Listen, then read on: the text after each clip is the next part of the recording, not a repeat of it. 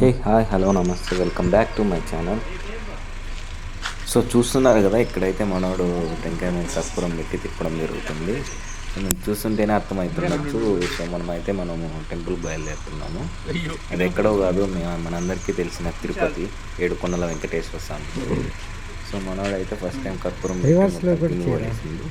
తర్వాత ఇంకొకటి వెలిగించి ఇక్కడ చూడాలి. సో మొత్తానికైతే అటు 3 సార్లు ఇటు 3 సార్లు తిప్పేసి దాన్ని టెంకాయ కొట్టడం జరిగింది. కొట్టిన తర్వాత ఏం జరిగింది అనేది మీరే చూడండి. మొత్తానికి కాలు మీద కొట్టేశారు. మొత్తానికైతే కాలుకైతే సో కొట్టిన తర్వాత అయితే మనమైతే బెంగళూరు నుంచి తిరుపతి బయలుదేరడం జరిగింది. దారి మధ్యలో మనమైతే ములుబాగుల దోశ అనేసి చాలా ఫేమస్. ఇక్కడ మీరు చూస్తుండొచ్చు.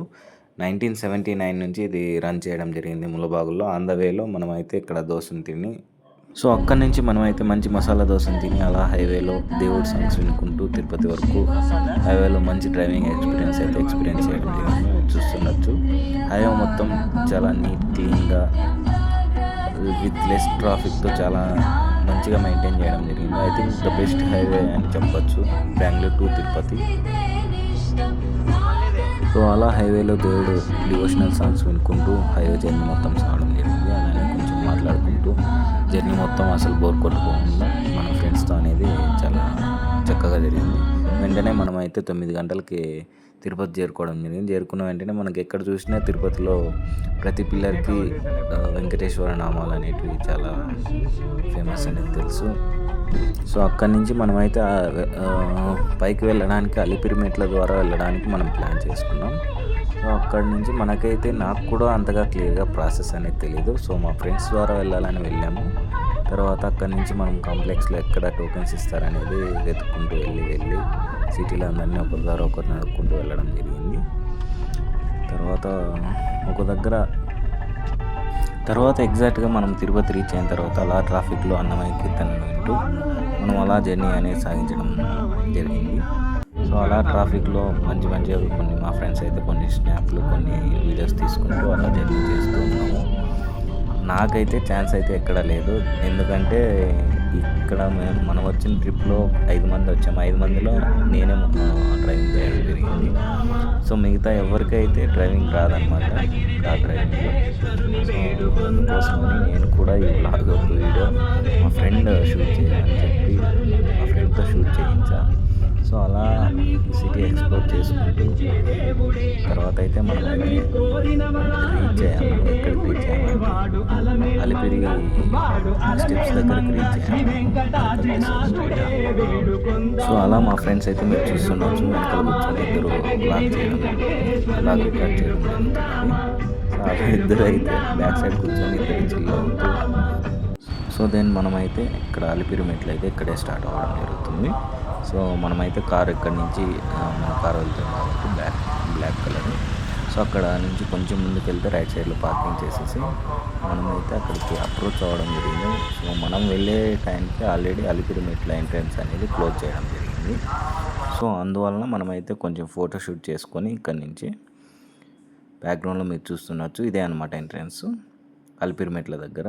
సో ఇక్కడ కొంచెం ఫోటోషూట్ చేసేసుకొని మనం మన కార్లోనే పైకి అయితే కార్లో సో పైకి వెళ్ళిన తర్వాత మన కార్ అయితే ఇక్కడ పార్క్ చేసేసి మనమైతే ఫ్రెష్ అప్ అయిన తర్వాత మనమైతే ఒక స్మాల్ ఫోటోషూట్ అనేది ఇక్కడ చేయడం జరిగింది. పైన రీచ్ అయిన తర్వాత ఈ ఫోటోషూట్ అంతా అందరము నీట్గా స్నానం చేసేసి డ్రెస్అప్ అయ్యేసి అలా ఫోటోషూట్ చేసుకొని ఇక్కడి నుంచి మనం ఏంటంటే సర్వదర్శనంకి వెళ్ళామండి. సర్వదర్శనంలో ఇక్కడ స్టార్టింగ్ అయితే సర్వదర్శనం చాలా ఖాళీగానే ఉన్నింది. వెళ్తూ మొత్తానికైతే మనమైతే ఇంకా నెక్స్ట్ మీరు చూస్తారు షెడ్యూల్లోకి వెళ్తాము. సో అలా అయితే మనము దర్శనానికి వెళ్ళే మార్గం అయితే స్టార్ట్ అయింది. సర్వదర్శనం అంటారు దీన్ని. సో అలా సర్వదర్శనంలో మనకైతే అక్కడక్కడ బ్రేక్స్ వేస్తుంటారు. అక్కడక్కడ జనాలు ఎక్కువైన కొద్దీ ఆపేస్తుంటారు. అలా ఆపేసిన సమయంలో ఇక్కడున్న తాతలు అయితే మనకైతే చాలా మంచి కంపెనీ ఇవ్వడం జరిగింది. తర్వాత అయితే మనకైతే రాత్రంతా నిద్ర లేదు కాబట్టి మేమైతే ఇలా పడుకోవడం జరిగింది షెడ్లో. అలా దారి మార్గం మధ్యలో అంతా ఇలా చిన్న ఫోటోషూట్స్. ఈ ఫోటోషూట్ వచ్చేసి కింద నుంచి అక్కడ కార్ పార్క్ చేసేసి పైకి వచ్చేటప్పుడు. తర్వాత అయితే మనకైతే నెక్స్ట్ డే ఆఫ్టర్నూన్ 12:40కి అయితే దర్శనం అవ్వడం జరిగింది. తర్వాత బయటకు వచ్చేసి చక్కగా అందరూ స్వామివారి ప్రసాదాలని పర్చేస్ చేసేసి స్వామివారి ప్రసాదాన్ని తీసుకొని స్వామివారి ప్రసాదాలు తీసుకొని ఫోటోషూట్ అయిన తర్వాత అక్కడక్కడ చిన్న చిన్న ఫొటోస్ అయితే తీసుకొని మనమైతే ఏదో చిన్న వీడియోస్ అయితే ట్రై చేసాము.